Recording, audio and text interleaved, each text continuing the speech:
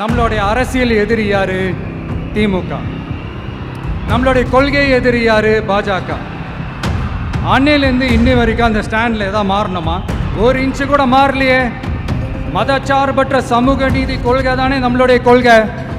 அதுலேருந்து மாறவே போகிறதில்ல. 100% நீங்கள் உங்கள் விஜயை இந்த விஷயத்தில் நீங்கள் நம்பலாம். இந்து முஸ்லிம் கிறிஸ்தவர்களுக்கான ஆளா தான் இந்த விஜய் எப்பவுமே இருப்பான். எம் மதமும் நம் மதம். A lion is always a lion. சிங்கம் தனியா வந்தாலும் தண்ணி காட்டிடும்.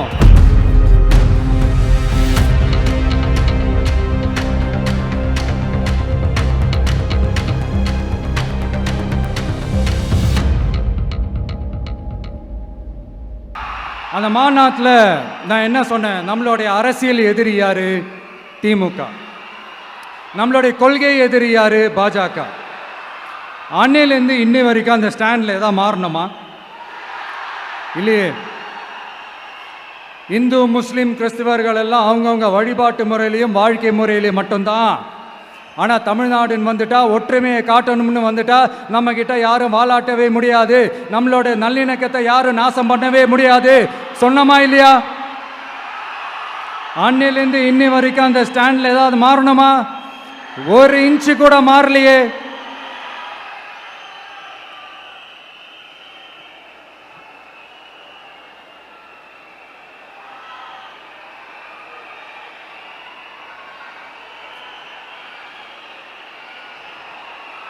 ஒரு இன்ச்சு கூட மாறலையே. மதச்சார்பற்ற சமூக நீதி கொள்கை தானே நம்மளுடைய கொள்கை. அதுலேருந்து மாறவே போகிறதில்ல. 100% நீங்கள் உங்கள் விஜயை இந்த விஷயத்தில் நீங்கள் நம்பலாம். இந்து முஸ்லிம் கிறிஸ்தவர்களுக்கான ஆளா தான் இந்த விஜய் எப்பவுமே இருப்பான்.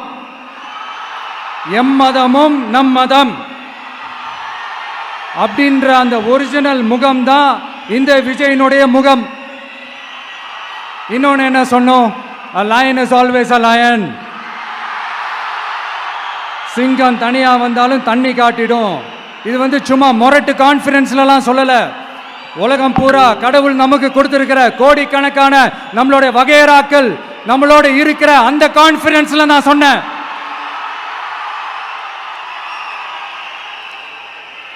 அதனால இந்த விஜய் ஒன்று சொன்னானா அதுலேருந்து மாறவே மாட்டான். சும்மா இந்த ஸ்டாலின் சார் மாதிரி எல்லாம் கிடையாது.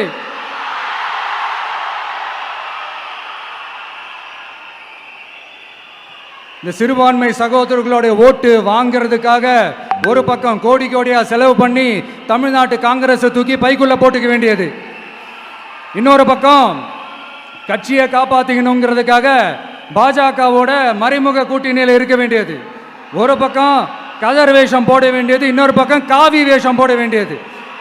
நான் முன்னாடியே சொன்ன மாதிரி திமுகவுக்கும் பாஜகவுக்கும் ஒரு அண்டர் கிரவுண்ட் டீலிங் இருக்குது. எப்போ சொன்னேன்? கிட்டத்தட்ட ஒரு 1.5-2 வருஷத்துக்கு முன்னாடி சொன்னேன். அன்னைக்கு சொன்னது இன்னைக்கு இந்தியா முழுக்க எதிரொலிக்குதா? West Bengal CM Mamata Banerjee madam இதைத்தானே சொன்னாங்க. இன்ஃபேக்ட் ஸ்டாலின் சார் பேரை மென்ஷன் பண்ணி அந்த குற்றச்சாட்டை சொன்னாங்க.